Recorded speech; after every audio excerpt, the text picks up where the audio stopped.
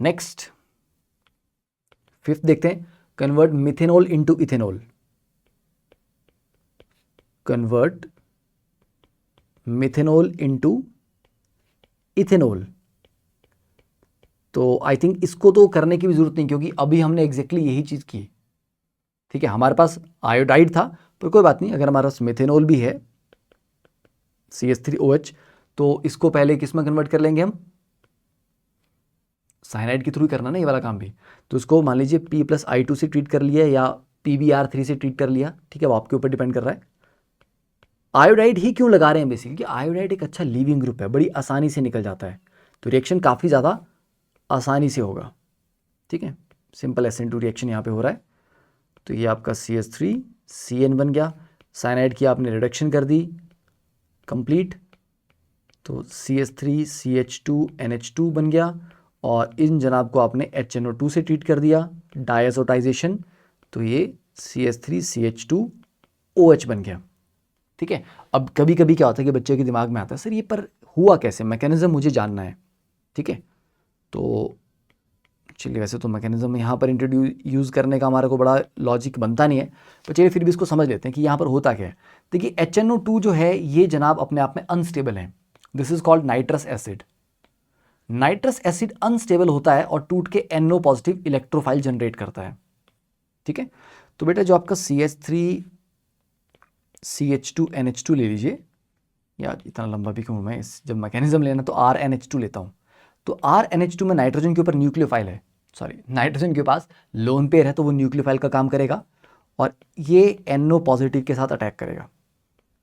ठीक है, तो यहाँ पर रिएक्शन होगा इन दोनों के बीच में, तो RN नाइट्रोजन के साथ 2 हाइड्रोजन थे और अब एक NO लग गया। ठीक है, राइट। अब NO के पास क्या हो गया, इसको तो बॉन्ड मिल गया, तो उसके पास पॉजिटिव चार्ज नहीं रहेगा, वो पॉजिटिव चार्ज नाइट्रोजन के ऊपर आ जाएगा, ये बन गया। अब क्योंकि नाइट्रोजन के ऊपर पॉजिटिव चार्ज है और ये अच्छी बात नहीं होती, क्योंकि नाइट्रोजन एक इलेक्ट्रोनेगेटिव एटम है, तो ये अपने H पॉजिटिव को निकाल देगा बाहर और उसका पेयर ऑफ इलेक्ट्रॉन जो है बॉन्ड का वो अपने पास रख लेगा।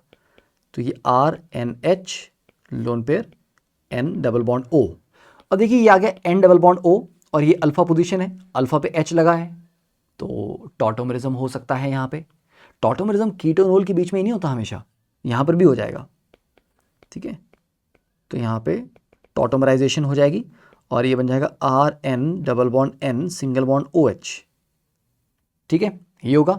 अब क्योंकि ये रिएक्शन एसिडिक मीडियम में हो रहा था, मतलब HNO2 कैसे बना आपका, NaNO2 plus HCl, acidic medium था, तो एसिडिक मीडियम की प्रेजेंस में ये जो OH है, ठीक है, ये फर्दर प्रोटोनेट होगा,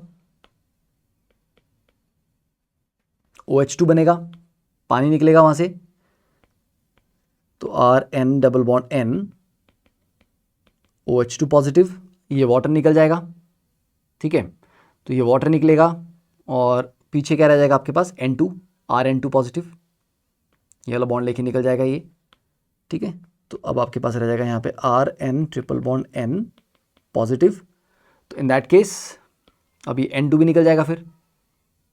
ठीक है, तो ये वाला बॉन्ड शिफ्ट होगा, ये वाला बॉन्ड टूट के यहाँ से N2 निकल जाएगा और पीछे रह जाएगा R पॉजिटिव कार्बोकैटायन, तो उस पर water as a nucleophile attack कर देगा और ROH लग जाएगा, तो मतलब अल्टीमेटली ये हटेगा और यहाँ पर OH लग जाएगा। तो इस तरह से आप RNH2 से डायरेक्टली ROH अल्कोहल बना सकते हैं।